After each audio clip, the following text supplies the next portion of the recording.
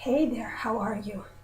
So I was MIA for about, I don't know, 3 weeks, 2.5. First of all, I was sick for the last 2 weeks. Easy. I'm still sick, still shaky, and I'd like to say the worst of it has passed, but I don't think. I think the worst of it has passed, but I don't think the bug is out of my system, not by a long shot.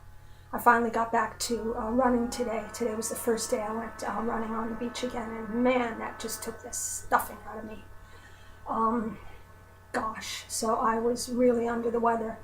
And me being prone to moods, when I stop exercising and when I get under the weather and when I'm already stressed out about various financial, professional, etc., stuff, plus the lack of emotional buffer that comes when you have a significant other, which at this point I do not. So as a result, that kind of thing can really get me down. So the combination of being sick and being stressed out and not exercising, forget it. It just put me into what for me is my kind of hole. Everybody's hole is different. My kind of hole just looks like not a lot of energy, feeling discouraged, tending to make negative predictions and pronouncements about the present and for sure about the future. The best thing I can do in times like that is just curl up, be kind to myself, and avoid thinking too much, which, as everybody knows, is a challenge. So that's that. So here I am back again. Like I say, I went running again today and absolutely knocked me out. I'm still very shaky. My digestive system is still not working correctly, and I'm still weak. But it's all good because it's on the upswing, and my mood is definitely better because the fact that I'm sitting here today right now in front of the camera means that I have the energy to reach out and say, hey. So sending a hug out to all the watchers and listeners. Today I'd like to talk about whether single guys, FA, Incel, or single guys in general, however they define themselves, who are lonely and who are not having sex, and who crave that closeness and that release, should go to a paid sex provider, aka escort, or to use the old and I think very pejorative term prostitute. I don't like that word at all. I don't like the word escort because it's euphemistic. I like the term paid sex provider because, heck, what are they doing? They're providing sex for pay. Now, I'm just doing this stream of consciousness, okay? So some people are absolutely against. Some guys who would describe themselves as single too long, my favorite definition, alone and doesn't want to be. That's my favorite definition. But other people use other words, single too long, lonely, horny, FA, incel, you name it, okay? Some of those guys, and this is a conversation for guys right now, would say, no way. And let's talk about virgins. Whoa, okay? How about the guys that are rocking the V card, okay, and don't want to? Not just the FAs, not just the incels, but the guys that are still rocking their V card, okay? Some of those people, all of them, the V card carriers, the FAs, the incels, the just alone and lonelies, some of those guys are absolutely categorically against the idea of paying for sex, or the better way I would say it is going to a paid sex provider, because to me that makes more sense, because what it's talking about is an interaction between one human being and another human being versus paying for sex, which sounds more like paying to get a burger, which, by the way, that analogy is going to be relevant later on. But here I don't think it's relevant. So that's why paying for sex, I don't prefer that, because you're not just ordering something in a cafeteria. It's two human beings interacting with one another, okay? So that's why I prefer going to a paid sex provider, because what you're doing is you're going to another human being and you're paying them to provide you with sex. Now, back to my original point. There are some people who, for them, the idea of going to a paid sex provider 100% they wouldn't do it. Whether it's because they think it's beneath them. In many cases, it could be because somebody is a virgin and they don't want their first experience to be with a paid provider. Maybe it's somebody who's FA or Incel, even if they're not a virgin, and they feel that they want to be with somebody who wants them as opposed to somebody who they're paying. Could be a lot of reasons. So there are people who are categorically against going to a paid sex provider. This particular discussion right now between yous and me's is probably not for those people, okay? Because they are definitely firm in their perspective that a paid sex provider is out of the question.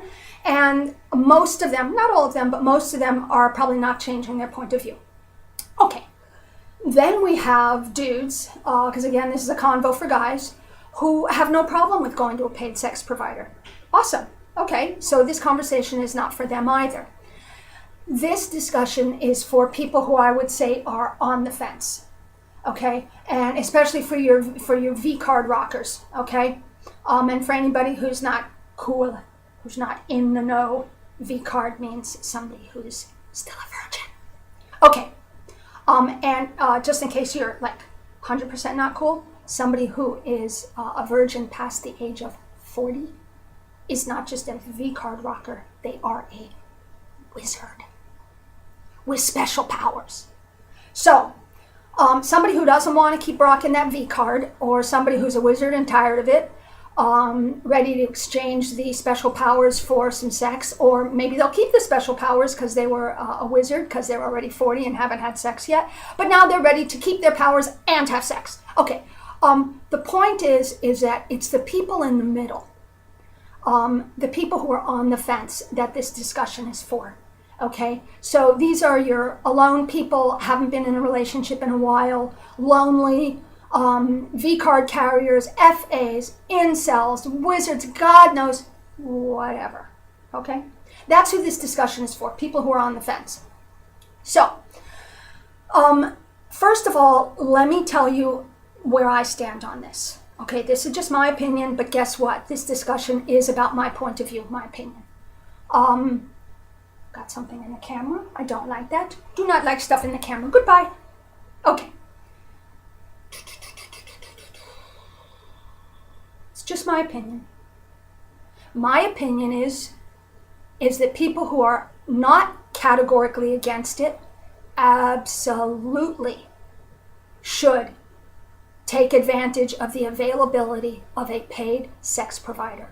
Yes, I am a check mark in the yes box. And now let me explain why. And again, if you're morally against it, if you are emotionally can't deal with the thought, this discussion is not for you. I'm not here to push somebody to try to persuade them to change their mind. No, this is a discussion for people who are on the fence. And whatever you decide is your business. So, let me give you some analogies. First of all, I got to tell you that I have a past history, and I'm still degreed and licensed or whatever, as a therapist. Okay, my little hidden secret. Disclaimer that none of these discussions that we're having here are under the rubric of therapy. They are not. People should go to their own people that they go to, and we are just discussing things here.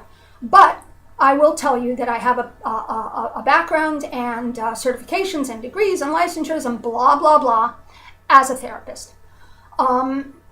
Why am I bringing this up? Why is it necessary for this discussion? It is necessary for this discussion because somebody once said to me, isn't therapy like prostitution? And I said, moi, as a therapist, and I was at that time probably still in grad school, as I recall, doing my internships and stuff like that. And I thought about it, and I think I even wrote it in a paper once. And I said, you know what? I've got no problem with that idea. So a therapist is like a prostitute. It's fine. What's wrong with that? When you go see a therapist, basically what you're doing is paying someone for the intimacy and the support and the caring and the problem solving and all of those good things that you might be getting somewhere else, but exactly what you need, you're not getting. Okay, maybe you have people in your life who support you emotionally, but they're not good problem solvers. Maybe you've got problem solvers, but nobody to support you emotionally. Maybe you've got neither one. Whatever the case may be, going to a therapist is giving you something in terms of your intimate life, emotional types of needs. It can be anything from deep, issues to practical problem solving. But basically, you're paying for something that ordinarily would be given by an intimate relationship or a friend or a mother or father or sister or brother or advisor, whatever. You're paying for friendship and caring and intimacy and problem solving, of course, within the proper boundaries. Okay? It's so funny because they say you don't pay there's a saying that you don't pay a woman to have sex with you, you pay her to go away. So that's obviously not true with everybody, but that's what guys who think well of themselves, that's why they say they go to, why they pay for sex to go to a paid sex provider. They pay her to walk away. But what's the analogy? There is an analogy here. The analogy is the money that you pay to a therapist, and I promise you this is going to be relevant here in a minute. The money you pay for a therapist is, for some people, it's because they wouldn't have that level of caring and problem solving and strategizing and affection and delving and listening. But for some people, it's because maybe they have that, but they want to get it without having to give in return. They don't want you talk about your issues and I'm going to talk about mine. They don't have the time for it. It's not what they need. So what they're actually paying the therapist for in that case it's the analogy of paying the prostitute to walk away. They're paying the therapist to have it be a one-way relationship. And part of that one-way relationship is the boundaries that I spoke about before when I said, of course, that you're paying the therapist for all of those intimate things, of course, within the proper boundaries. Okay? And one of those boundaries, interestingly enough, is that the therapist doesn't make it about themselves. And they don't try to get something from the client. They get money, and the client gets X, Y, and Z. I once had a client who complimented me once and said, wow, you've really helped me. I wish I could do something for you. And I looked at the check that they had put on the table, whether it was check or cash, and I pointed to it and I said, you have. That's it. You don't need to do anything for me because you have. Okay? Okay. So the analogy is what's wrong with people looking at therapy as paying for intimacy? I don't have a problem with that. And just like I don't have a problem as somebody who's trained as a therapist with people paying for intimacy, I also don't have a problem with people paying for physical intimacy. If they can pay for emotional intimacy, why can't they pay for physical intimacy? I personally don't see a difference. Where is there a difference? Okay, let me say it right now. There's a difference if somebody is not an adult, consensual, independent provider. 3 things. Adult, in most places that means over 18. Consensual, nobody's twisting their arm. They're not doing it because they're addicted to drugs and about to die. They're not doing it because they're trafficked. They're not doing it because somebody's threatening them. They're doing it completely consensually. So adult, consensual, and the third is independent. Independent is my particular qualification, that they work for themselves. Okay? The only exception to that is if they're in some sort of brothel type of relationship where they actually get something out of it. But other than that, where it's clear that the person is getting something out of the relationship, my big 3, the third one would be independent. Okay, somebody works for themselves. So personally, somebody who meets all of those qualifications, I personally don't see anything wrong with paying them for intimacy, for sex. Okay, so the people who think that they should, that it's not, I don't know what the word is, beneath them, I'm not sure exactly. Think about it this way. Everybody likes home-cooked food, okay? Everybody likes something either that you yourself cooked on the stove or something even better yet, somebody cooked for you. Oh my gosh, it's awesome, unless they're a rotten cook. But if they're a good cook and they cooked something for you, or if you're a good cook and you cooked something for yourself, yum, okay? Everybody loves that. Now, you're hungry, okay? You don't have the time, ability, energy, whatever, to cook for yourself. And ain't nobody there in your life right now cooking for you.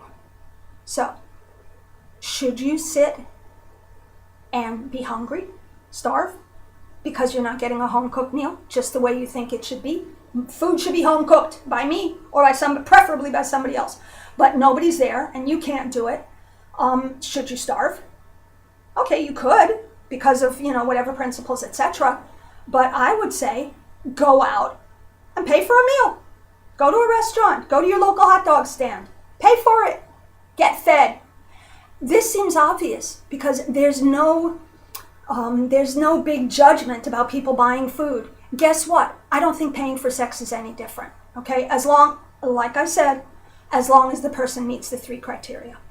Let's talk about legality for a second. I got to tell you something, okay? And I'm saying this just as an individual, off the record, don't quote me, etc., etc., etc. Everybody knows lots of people who smoked weed long before it was legal. There was this common sense point that some people like to smoke weed. Nobody's dying because of it. I'm not talking about the drug dealers and, wherever. I'm talking about the person smoking the weed. Nobody's dying because of it. People smoked weed. Okay. I remember when I was babysitting as a little kid and finding some stash in one of the, very upright doctors' houses that I was babysitting for. And I was just like so kind of fascinated and amused. And my brothers and I found a stash that somebody dropped in the synagogue that I grew up in. Funny memories at Lincoln Square. Okie doke. So, what was I? Hold on. Gotta think. Legality. Yeah. Look, I personally am of the opinion that if somebody is independent and has their own business as a paid sex provider, is not involved in any risky behavior, is not exposing you to anything risky, they are just as vulnerable as you are. I personally would not get into the legality of it one way or the other. Okay, so allow me to say I'm not saying anything about it one way or the other. But I obviously think that in ways that a person can avail themselves of that, that they should. Okay, and the issue of legality I'm going to put on the side, saying at the same time that I personally think about it the same way as all those people that smoked weed before it was legal, or gay couples who lived together as a married couple before it was legal. It's whatever it might be. People who lived with partners before being gay was accepted. Let's see. People who stuck up for black people before slavery was illegal. Okay, I mean, there's just a lot of ways where sometimes you just got to kind of figure it out for yourself. And again, you not being hurt and not talking about somebody else being hurt. Okay, that's my little speech on that. Now, so I personally don't see anything wrong with being a paid sex provider, just like I don't think anything is wrong with being a therapist and being paid for intimacy, which on some level I think is even deeper and even more questionable. Somebody providing you with physical intimacy is pretty straightforward. Okay, now let me give another example. So number one, we're not going to starve just because we don't have a home-cooked meal. So let's give another example. The other example would be a woman who is, how old is she? Somewhere between 36 and 42. She's single. She wants to be a mom. She has not yet met a guy who she wants to settle down with, okay?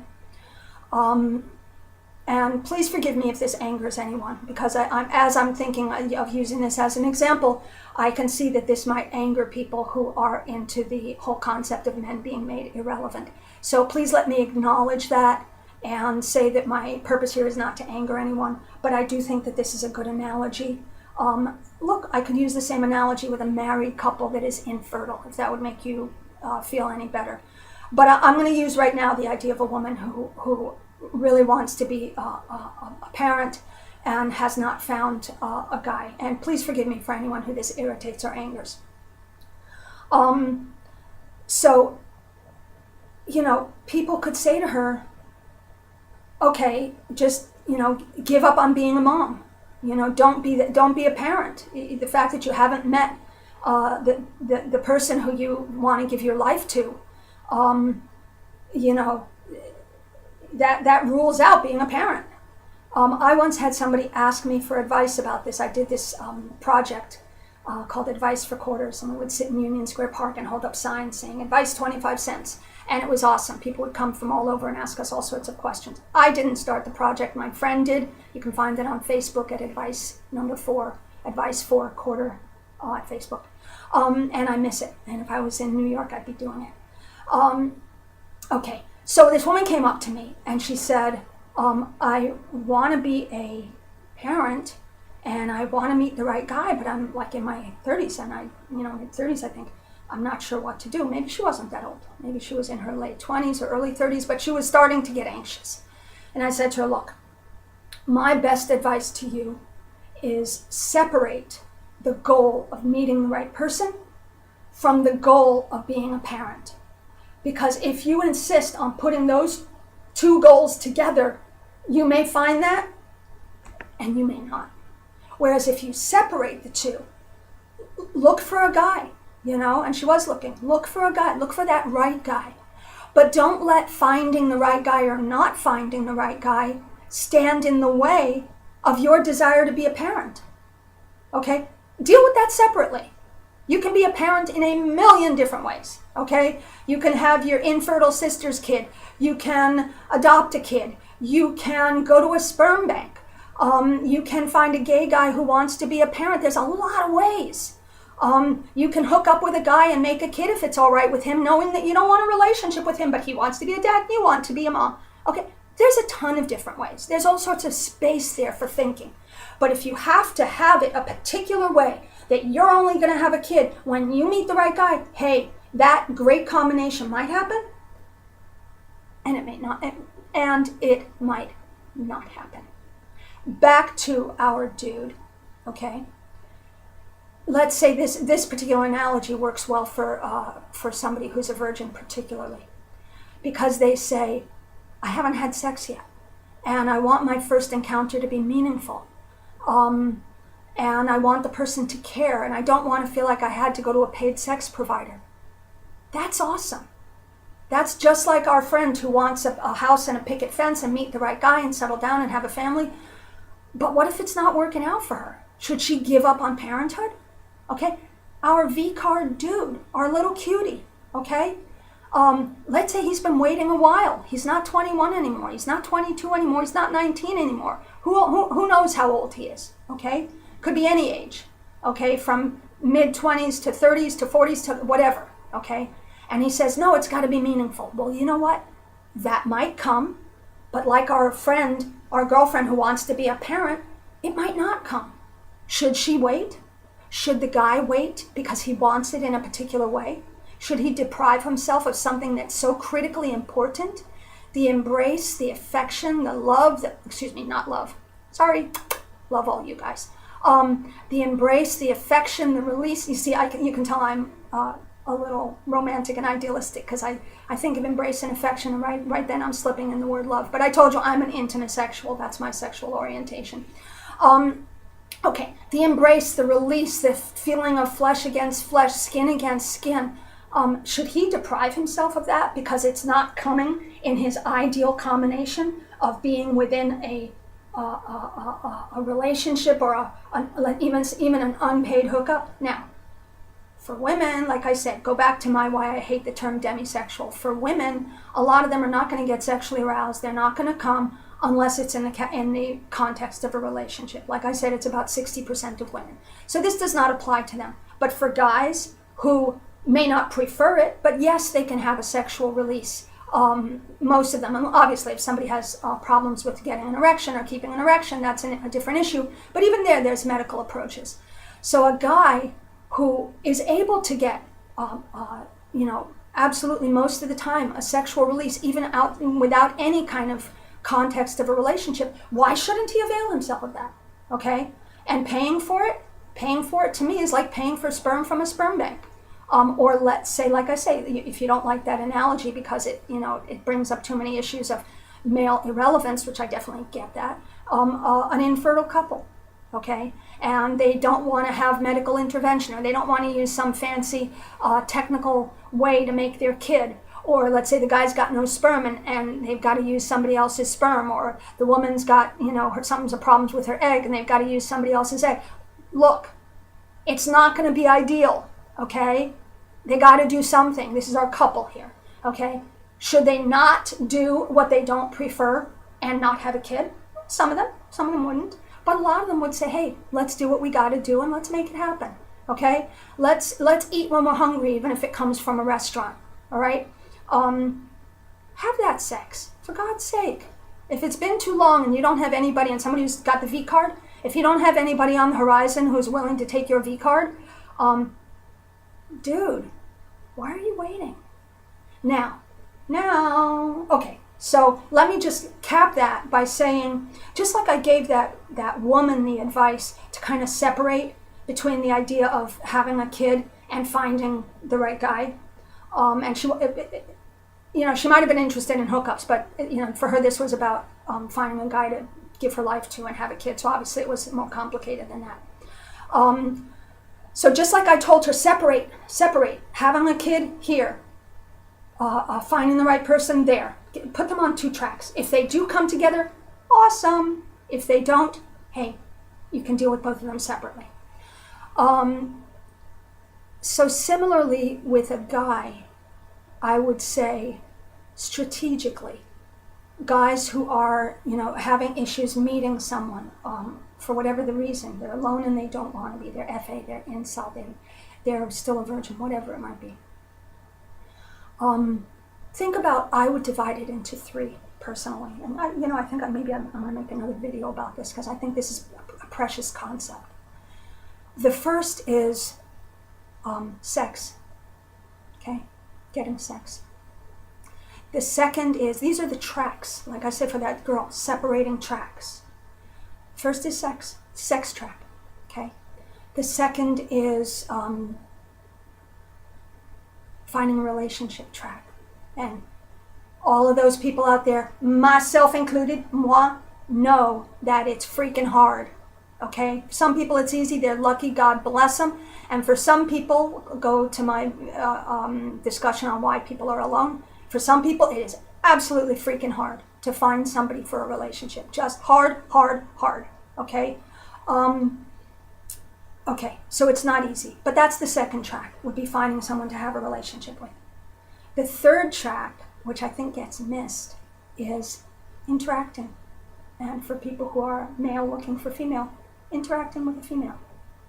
And it's really precious to put this in its own separate track because, and I'm going to do a whole discussion about this, okay? But let me just say that if you separate this from your other goals and you just see a girl on the street and she looks great and makes you smile and you smile. And whatever she does, she does. Whatever she doesn't do, she doesn't do. You see a girl and she looks pretty and you catch her eye. And you just look at her for a moment, let your eyes meet, and then look away. You see a girl, and when I say girl, I'm talking 16 to 60. No. 18 to 60. 18 to 80. 18 to 80. You see a girl somewhere and she's reading a book that you like and you go, hey, nice book, or, and there's nothing attached to it, no goals, okay? It's called interacting. And boy, dudes, I got to make a whole separate thing on this. This is a precious thing to do. When there's no goals attached, just to find those little moments. If you're nervous about interacting with available attractive females, interact with available unattractive females. If that still makes you too nervous, interact with people old enough to be your great grandmother. If interact with the cashier, the female cashier. Do it until it's nothing for you. Till there's nothing in it but a pleasant interaction with someone who happens to be female with no goals attached. That's our third track. Okay, so let's keep those 3 tracks separate. If they all intertwine, a wonderful person to have sex with, who's going to give you a relationship and with whom you can interact on a day-to-day basis. Awesome for you, awesome for me if I found the same thing in a male. But guess what? don't wait for all those three to happen together. Keep them separate for now. Find sex because you want to find sex, okay? Look for a relationship, and I'm going to give some tips about that, and damn, it's hard, and I'm single, and I've been single for a very long time, and believe me, I know. So okay, it's like a lesson on hitting the lottery, okay? I get it, okay? But sex, look for a relationship separately, and yes, I know how hard it is, and third of all, have those momentary interactions, those smiles, those glances, those casual words with females, okay? Just to do it. Okay, I'm going to finish this off with a couple of practical points, which are important. Number one, no barebacking. Dudes, no barebacking, okay? If you want to know what barebacking is, go look it up. Now, how to find a paid sex provider. I think personally that absolutely far and away the best place is on a website that is dedicated to that. They are hard to find. They used to be easier. There was Craigslist, which was a big place and very popular. Then there was Backpages. I'm not sure if that's still around. Legal disclaimer, I'm saying this just as information, and what you do is up to you. This is not a specific recommendation to do anything illegal. I'm just talking here conceptually. Okay, now we got that out of the way, and certainly not talking on any of my videos in any professional auspice. All right, back to the topic.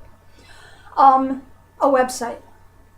Websites are best because, generally speaking, you are going to have independent providers, women who are working for themselves. That's the first reason. The second reason is, biggest reason, is you will have ratings. Three reasons.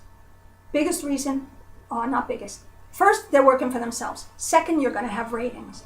And third, people are going to be able to describe themselves and give you a sense of what they offer and what their style is.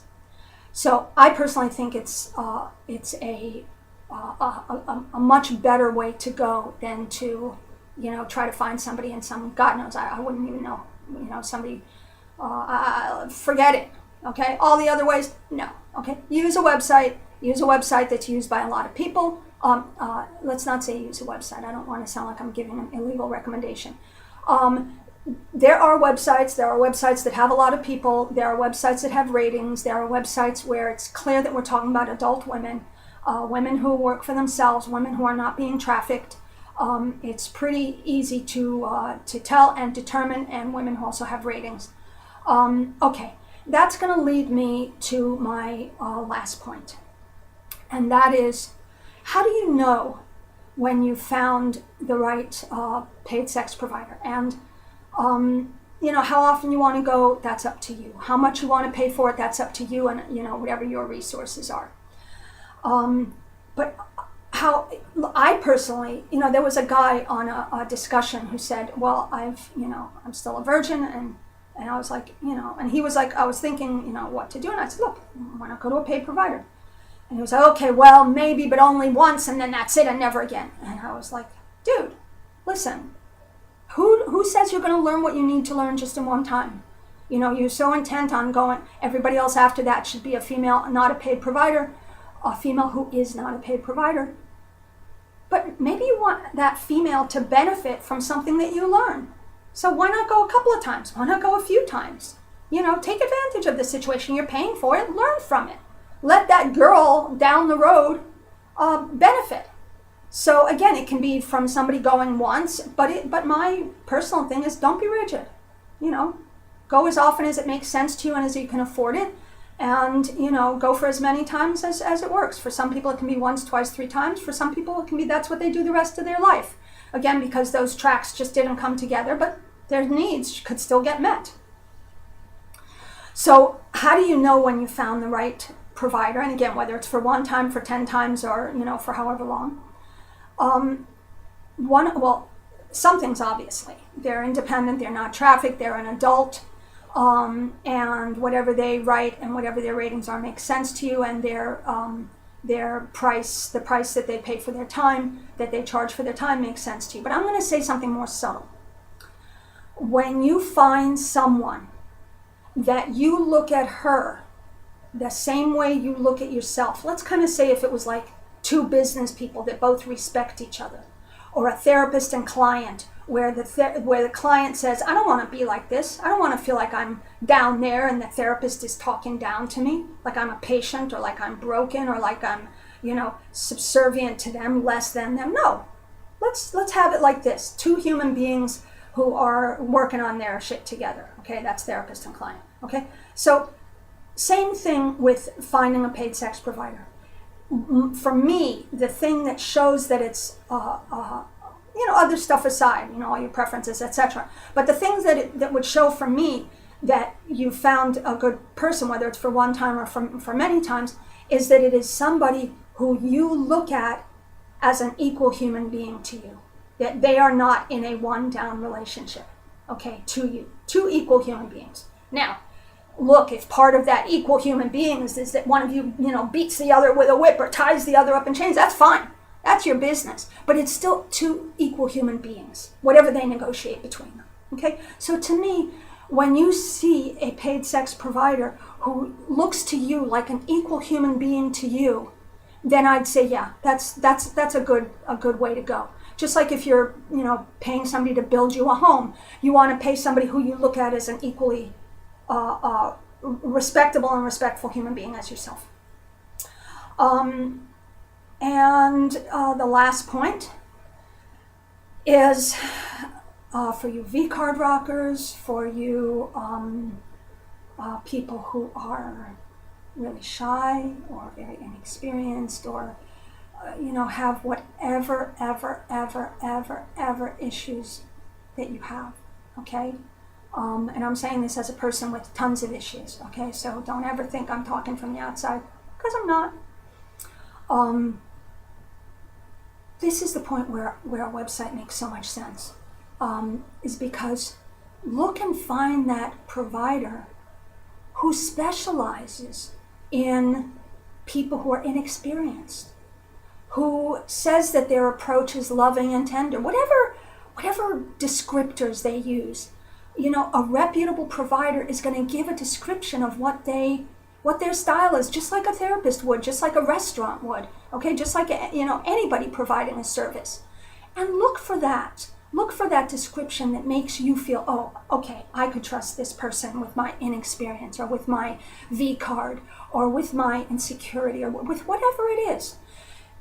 If you want the affection to be as much a part of the sexual experience, you want to, hold someone or whatever it might be, look for someone who talks about that. Whether they say GFE, girlfriend experience, or whether they just say, whatever they say that gives you that feeling. And you can, ask them about it before you close the deal.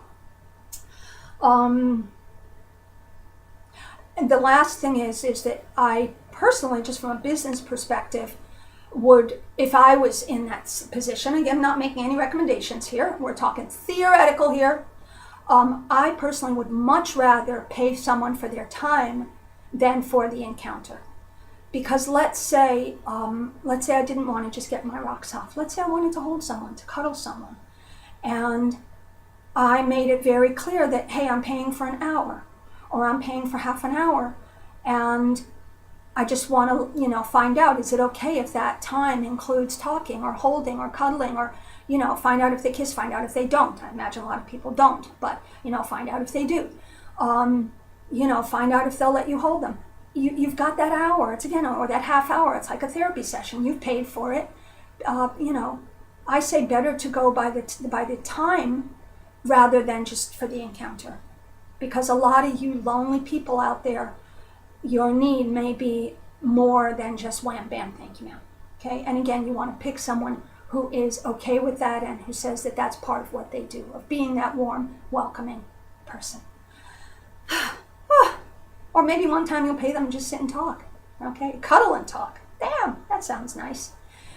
All right, look, I hope this has been interesting, useful. The people who don't agree, it's fine. The discussion was for people that are on the fence. And I think that in the future, all those things might come together, the relationship and the spending time and the sex. But personally, I think that if you're having sex regularly, and whether regularly and whatever you can afford, once a week or once every 2 weeks or once a month, whatever it is that you can afford, with a paid sex provider, and that's no longer hanging over your head if you've got the V card, or if you're just super lonely and you know, lonely, horny, skin hungry, whatever it is, touch deprived, it's no longer hanging over your head. You know, just like, you know, a woman whose biological clock is ticking, and then whatever, she gets pregnant, she has a baby, and now she's looking for a guy without that bio clock hanging over her head like some Damocletian sword, okay? I just think that when it's no longer hanging over your head, when you're having sex on the reg, however regular is for you, with somebody that you like, you know, a paid provider, somebody who you feel good about, they feel good about you, however often you want, it's just, you know, it takes the freaking haunted look out of your eyes, okay? Puts your shoulders back a little bit. You know, it's not ideal, but it's something, okay? And if you get that person to teach you how to touch a woman, how to satisfy a woman, awesome. Hey, you're getting double your money then there. You're getting a learning experience and a pleasurable experience. Okay, that's that. Hugs to everybody. I hope this was useful. And subscribe if you want. I'm not putting myself under any obligation of how often I make videos. And but subscribe if you want. Leave comments, and sending love and hugs and blessings to everyone out there, male and female, who needs it, okay, which is all of us. Alrighty, bye.